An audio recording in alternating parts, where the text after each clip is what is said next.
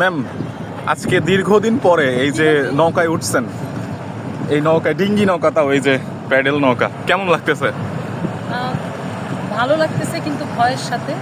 কারণ হচ্ছে আমি সাঁতার জানি না, তো নদীর এত বড় রূপ দেখে প্রথমত একটু ভয় লাগে, এটা স্বাভাবিক, যেহেতু সাঁতার জানি না। কিন্তু যিনি চালাচ্ছেন, তিনি এই নদীতে 20 বছর চালাচ্ছেন, যখন বললেন তখন একটু সাহস পেলাম যে উনি তাহলে নৌকাটা সুন্দরভাবেই চালাবেন।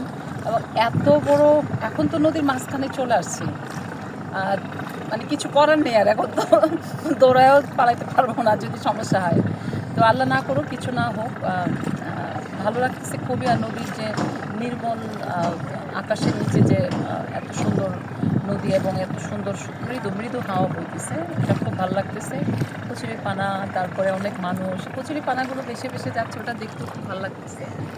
আসলে নদীর অভিজ্ঞতাটা খুবই কম, যেহেতু সাঁতার কম জানি, তো নদী পথে কোথাও যাওয়া হয় না।